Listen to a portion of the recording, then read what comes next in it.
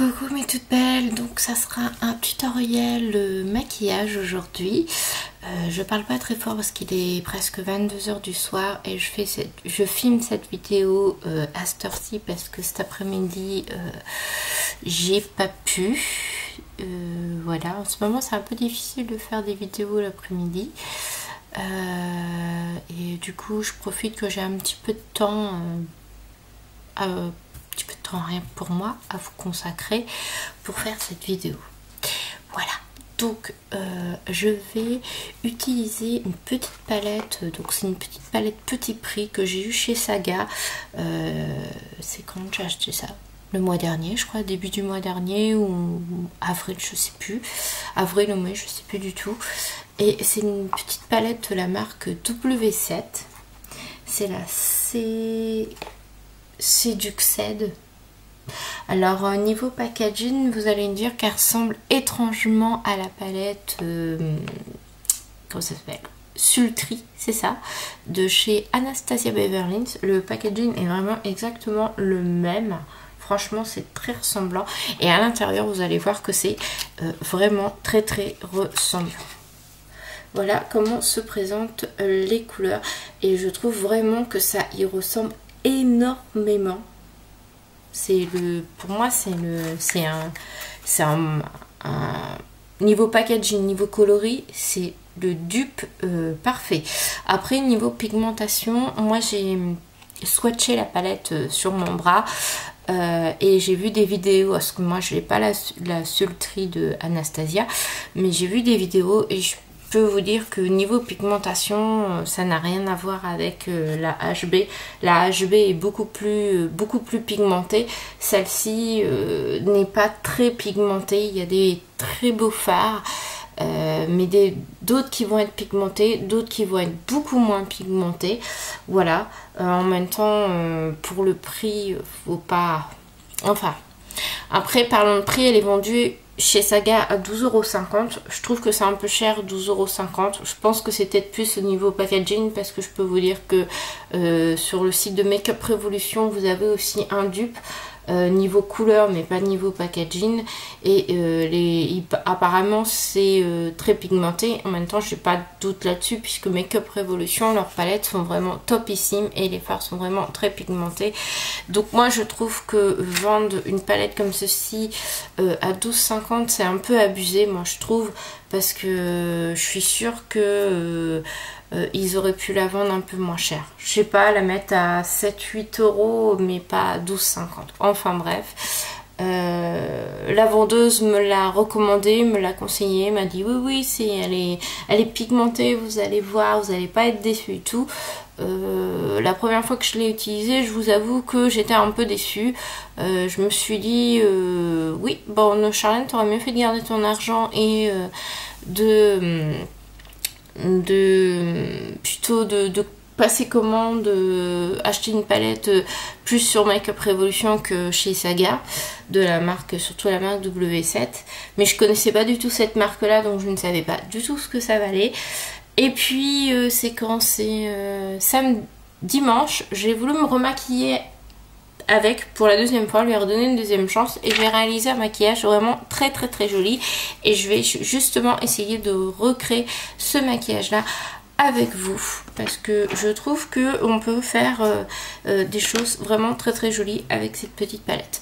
Donc tout d'abord, j'ai appliqué hors caméra une base de chez Make Up Revolution, une base blanche. Donc c'est une base pour le cut crease, mais moi je l'ai appliquée sur toute la paupière mobile. Je vais prendre un pinceau comme ceci, le Yes Crease Contour Brush, et je vais venir mettre la couleur lacée,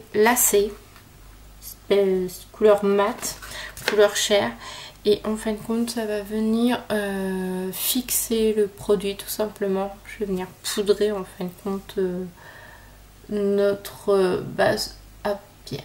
Voilà, une fois que ça c'est fait, je vais venir prendre avec un pinceau comme ceci le orange de la palette qui s'appelle Aphrodisiaque, qui est ce orange là, qui est vraiment très bien pigmenté. Franchement, aucune déception sur ce fard. Et non, d'abord j'aurais pas dû faire ça, j'aurais dû mettre ma couleur de transition. J'ai oublié une étape, donc toujours avec mon pinceau blending, je vais venir mettre la couleur Silk, qui est cette espèce de marron mat très clair. Et en fin de compte, ça va être ma couleur de transition, tout simplement. J'ai oublié de mettre ça en premier. Je suis vraiment désolée, je commence très mal la vidéo. J'essaye de vous faire au moins une fois par mois un tutoriel. J'aimerais bien vous en faire un par semaine, mais manque de temps, j'ai encore du mal à gérer. J'ai ma fille qui a 2 ans et demi, j'ai mon mari qui travaille de nuit, j'ai tout mon matos dans notre chambre et j'arrive pas à m'organiser. Je voudrais vous faire des vidéos plus souvent parce que je travaille à temps partiel, je travaille pas à temps complet malheureusement. J'aurais préféré travailler à temps complet, mais j'ai réussi à trouver un boulot où je travaille à temps partiel, donc j'ai quand même du temps pour m'occuper de ma fille et du temps pour vous faire des vidéos. Mais comme tout mon matos est dans notre chambre, du coup, pour moi, c'est pas évident de pouvoir faire des vidéos aussi souvent que je le souhaiterais. Donc du coup, je vais prendre la couleur aphrodisiaque avec un pinceau comme ceci. Donc c'est une espèce de pinceau boule de chez Nocibé. Et je vais venir l'appliquer en fin de compte sur tout le coin, sur toute la partie externe de la paupière, tout simplement. Donc comme vous pouvez constater, c'est un fard qui est vraiment très bien pigmenté. Franchement, je n'ai aucun souci avec ce fard là. Il est vraiment très bien. Comme le fard Silk que j'ai appliqué, vous pouvez le voir qu'on le voit sur la paupière. Mais je pense que le fait de mettre une base un peu blanchâtre aussi, ça aide justement à ce que les couleurs ressortent. Donc voilà, j'en mets comme ça. Alors j'en mets un peu grossièrement parce qu'après on va venir redessiner tout ça. Voilà.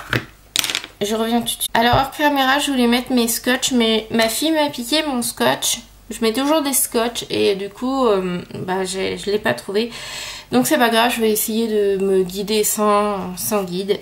Donc là, on va prendre Fissnet, qui est un noir mat, qu'on va venir vraiment le mettre aussi en coin externe. Donc, mais vraiment, vous voyez vraiment au coin, vraiment externe quoi. Donc je l'applique avec un pinceau Yves Rocher. Ça a l'air une espèce de pinceau boule aussi, enfin plat. C'est censé être un pinceau plat, mais il est un peu épais pour un pinceau plat. Et voilà, je le mets comme ça. Et après je vais venir en fin de compte un peu l'appliquer dans le creux de paupière.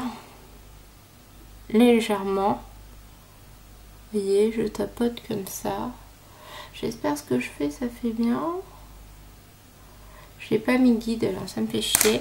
Je vais venir prendre le double pinceau qui a été fourni dans la palette. Donc je vais prendre le côté un peu feufli. Je vais venir reprendre mon noir Fissnet. Et vous voyez, je vais vraiment essayer de faire... en fin de compte, je mets le noir dans le creux de paupière. Je le mélange avec le marron qu'on a mis tout à l'heure qui s'appelle Silk. Voilà, je mélange les deux couleurs ensemble pour faire un peu quelque chose de très joli, très fumé.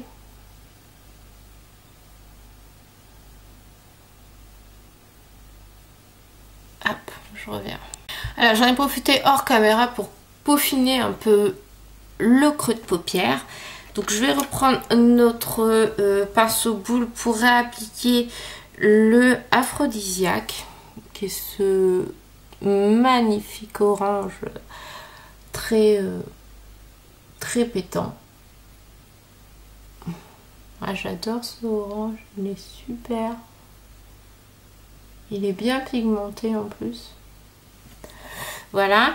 Et après, je vais appliquer au doigt le fard Strawberry. Voilà, qui est magnifique. Donc ce fard-là, c'est plus à travailler au doigt que au pinceau. Moi, au début, j'ai essayé de le travailler au pinceau, mais il se travaillait pas très bien. Donc honnêtement, celui-ci, c'est à travailler au doigt. Et au doigt, là, il se travaille plus facilement au doigt. Pour ma part. Et je le trouve plus joli justement.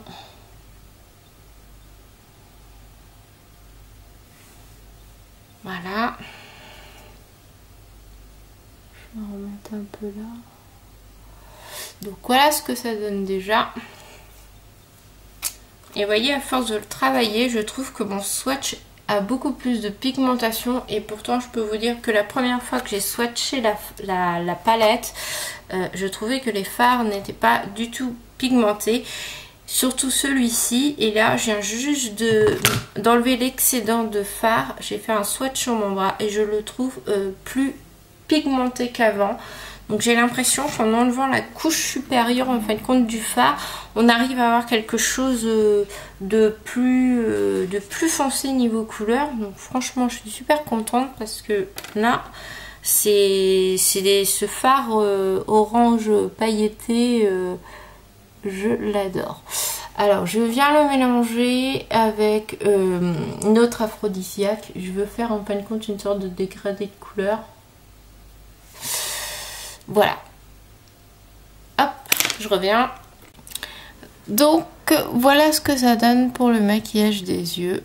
Donc, en mascara, j'ai utilisé le Snap Mascara de chez Maybelline qui s'en va facilement à l'eau chaude. Du coup, je suis désolée, je ferai pas mon teint puisque j'en vois pas l'utilité vu que je vais me démaquiller juste après, mais pour le teint j'aurais utilisé le Dream Urban Cover de chez Maybelline qui est le tout dernier fond de teint qui est sorti. C'est le fond de teint que j'utilise en ce moment, c'est mon chouchou. J'ai pris la teinte 122 Creamy Beige qui est une teinte légèrement un peu plus foncée de celle que je porte habituellement, mais vu qu'on est en été, je préfère avoir une couleur un peu plus foncée. Voilà. Ensuite, ce qui est pour le blush, je pense que j'aurais mis le Soft Sun de chez Zoeva. C'est celui-là que j'ai mis en tout cas dimanche quand j'ai fait ce maquillage là. Donc ce produit là normalement est censé être un highlighter, mais voilà, vu la couleur, je le porte en blush au lieu d'highlighter.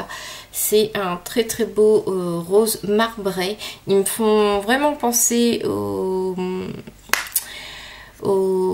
blush de chez Hourglass. C'est vraiment la même forme du coup. Voilà, niveau bronzer, j'aurais utilisé ma palette que j'utilise en ce moment de chez Becca, la Becca Chloé, la Malika, en termes de bronzer et enlumineur, puisque c'est ce que j'ai porté dimanche avec ce maquillage là. J'ai utilisé le bronzer et j'ai utilisé l'highlighter, bien sûr. Voilà, ça c'est une palette que j'ai eue pendant les soldes. Voilà, je vous en parlerai lors d'une prochaine vidéo puisque je pense vous refaire mes vidéos favoris. Ça fait un moment que j'en ai pas fait, donc je pense vous en refaire une. Et je vous parlerai de cette palette là parce qu'elle est vraiment super géniale. Et sinon, pour les lèvres, j'avais mis mon gloss Alada, mon gloss MAC de la collection Alada que j'avais porté avec ce maquillage là. Donc je vous remontre le make-up des yeux. Donc vous voyez, j'ai mis deux couleurs en creux de paupière. Donc le Skill et j'ai mis Fishnet. Après avec le pinceau boule j'ai mis on va dire en couleur intermédiaire le Aphrodisiaque et après j'ai fini avec le Strawberry en coin interne. Et pareil, le rat de cils, j'ai remis les mêmes couleurs dans l'ordre. Je vais vous faire des swatchs rapido de la palette. Donc là, nous allons swatcher la Cell, qui est un fard mat banal. Donc vous voyez, il n'y a pas du tout de pigmentation. On ne le voit strictement pas, ce qui est dommage. Ensuite, vous avez le fard Oyster, celui-ci. Donc sans faire exprès, j'ai foutu un coup dedans. Donc il m'a l'air très très poudreux. Donc je vais vous le swatcher juste à côté. Et effectivement, il est poudreux. Donc c'est un fard très lumineux que vous pouvez utiliser en coin interne. Après, vous avez la couleur champagne qui est un marron. Ouais, c'est une sorte de marron. Donc lui, par contre, bon, déjà on le voit pas beaucoup. On le voit, mais voilà, c'est pas... Comme vous pouvez le constater, c'est pas une pigmentation de ouf, hein. Après, vous avez Strawberry, qui est mon chouchou de cette palette là. Je crois qu'on peut le voir puisque ce fard est creusé, qui lui, on le voit vraiment, enfin tout à l'heure on le voyait bien en tout cas, là je vois qu'on ne le voit pas beaucoup. Voilà, alors dessus on voit quand même, voilà. Donc honnêtement, hein, c'est pas une pigmentation de dingue, hein, comme vous pouvez le constater. Après vous avez le fard Allure, qui lui par contre est beaucoup plus pigmenté. Alors lui il est vraiment pigmenté ce fard là comparé aux autres. Là franchement il n'y a pas à dire, lui c'est pas une déception. Après vous avez le fard Aphrodisiaque.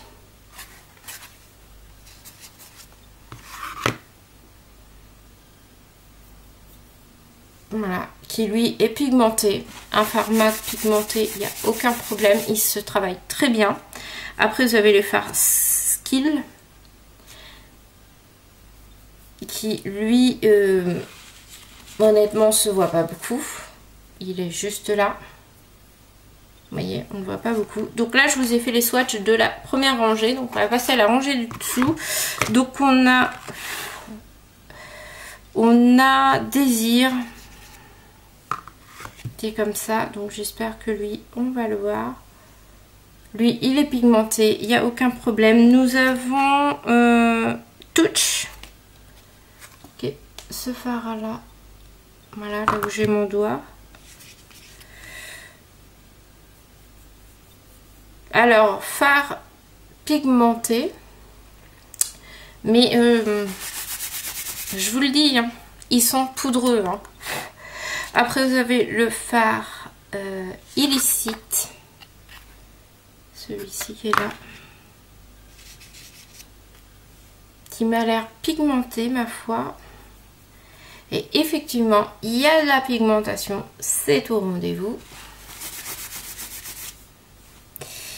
Après, oh, je vous mets les doigts n'importe où.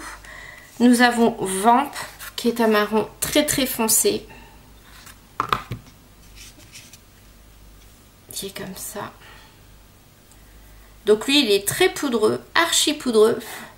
Mais il est vraiment très pigmenté. Vous voyez. Alors lui, il n'y a pas de problème. Il y a de la pigmentation qui est au rendez-vous. Je repasse mes mains en désinfectant. Hop. Après, vous avez le fard Temptation, qui est une espèce de mauve gris, je sais pas, gris métallisé. Voilà, il est très très beau. C'est un fard qui est vraiment très lumineux. Il a de la pigmentation. Il me reste encore du produit dans les mains. Après nous avons le fard Must, qui est un fard gris mat. Comme ça. Donc je vais venir le swatcher à côté. Et lui par contre, il n'y a quasiment pas de... Il n'y a pas beaucoup de pigmentation sur celui-ci. Et après nous avons Fissnet, qui est ce noir qui est ultra pigmenté. Hop, je vous l'ai swatché là. Donc lui le noir, il n'y a pas de souci, il est très pigmenté. Donc voilà les swatchs de la palette. Comme vous pouvez constater, vous avez des fards qui sont très pigmentés, d'autres un peu moins, mais qui sont beaucoup plus lumineux, on va dire. Voilà, mais voyez, comme vous pouvez le constater, avec une base blanche, vous arrivez quand même à faire quelque chose de joli de cette palette là. Donc moi, juste un conseil les filles, si vous voulez acheter cette palette là, il n'y a pas de souci. Moi, je vous la recommande parce que vous pouvez créer quelque chose de joli avec. Vous avez des fards qui sont pigmentés, d'autres beaucoup moins. Mais ça sera dans toutes les palettes, je pense. Mais par contre, ne l'achetez pas chez Saga. Je trouve que 12,50 €, c'est un peu cher. Certes, vous avez un double pinceau. Mais bon, double pinceau, à mon avis. Moi, j'ai utilisé que le côté blending. J'ai pas utilisé le côté plat. Donc, je pourrais pas vous dire s'il est bien ou pas. Enfin, je trouve que 12,50 €, ça, c'est un peu cher. Surtout que, voilà, la palette est pas droite. Voilà, elle est de travers, donc ça je suis un petit peu déçue qu'elle soit de travers comme ça. Le packaging c'est du carton, donc allez voir sur le site makiboti.fr, c'est un site espagnol mais il livre aussi en France. Et je crois que vous avez les palettes W7 pour un montant de 4,99 € ou 6,99 €, c'est dans ces eaux là. Bien sûr vous avez 4-5 € de frais de port, mais des fois ils font des offres de palettes achetées la 3e offerte. Donc honnêtement, si vous voulez acheter cette palette là, elle y est sur leur site, ainsi que les dupes des Norvina. W7 sont très forts pour faire les dupes des HB, donc allez sur Makiboti. Voilà, j'espère que cette vidéo vous aura plu et je vous dis à très bientôt les filles. Ciao!